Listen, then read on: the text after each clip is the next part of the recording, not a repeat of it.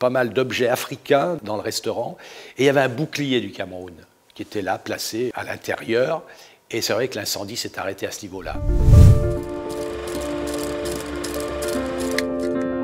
C'est vers 6 h du matin, le 3 novembre, on a un coup de téléphone à la maison, un peu bizarre, parce que vous savez, vous êtes un peu endormi et on vous annonce qu'il y a un incendie dans votre établissement. La voix qui vous l'annonce ne laisse aucun doute, on sait que c'est vrai.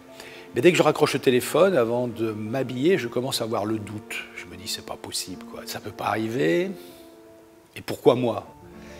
Et là, je peux dire que je crois que je n'ai jamais conduit aussi lentement dans Paris. Dès que je tourne pour remonter l'avenue de Wagram, je vois en effet un camion de pompiers. Si ça se trouve, c'est vrai, quoi. Donc, j'arrive et en haut de la rue Troyon, je vois les tuyaux partout, je vois les trucs, et puis je vois bien qu'il se passe quelque chose. Et là, je tombe sur un inspecteur de police. Il sait que je suis le propriétaire. C'est assez brutal parce qu'il me dit c'est criminel. Et là, bon, criminel, on se dit qui peut m'en vouloir, quoi. Et deuxième question, est-ce que vous avez eu un problème avec un client? On a un problème avec un client, les gens viennent passer un bon moment chez nous. Et puis alors, troisième question, est-ce que vos affaires vont bien? On faisait une année exceptionnelle. Plein de choses qui vous mettent dans un état de suspicion. Est-ce que vous n'auriez pas intrigué pour vous-même mettre le feu? Enfin, tout ça est à la fois d'une brutalité et puis insensée, quoi. Il n'y a pas 10% des entreprises qui ont subi un incendie qui s'en remettent. Au fil du temps, vous prenez conscience que c'est peut-être terminé tout ça. Vous apercevez que, bon, que l'incendie, en fait, il a brûlé à peu près le restaurant sur 2 mètres de profondeur, qui n'est pas énorme.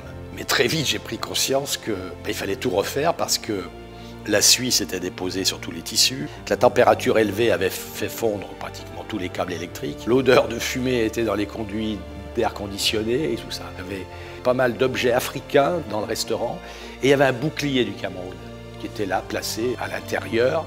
Et c'est vrai que l'incendie s'est arrêté à ce niveau-là. Alors, je suis pragmatique, je me dis que c'est grâce aux pompiers, mais peut-être que ce bouclier a servi aussi à quelque chose.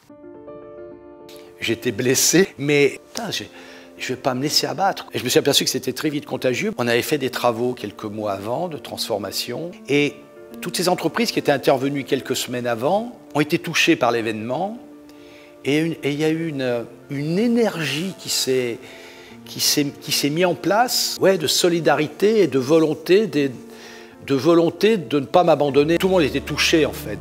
On essaie de trouver les solutions les plus rationnelles pour être le plus efficace possible, pour ouvrir le plus vite possible. On est arrivé à faire les travaux en 3 mois. 30 ans après, ça reste un événement, je dirais, j'ai pas envie de dire brûlant, mais ça m'a donné de l'énergie en fait. Incendie en 93, tout va bien en 2023, donc pourvu que ça continue.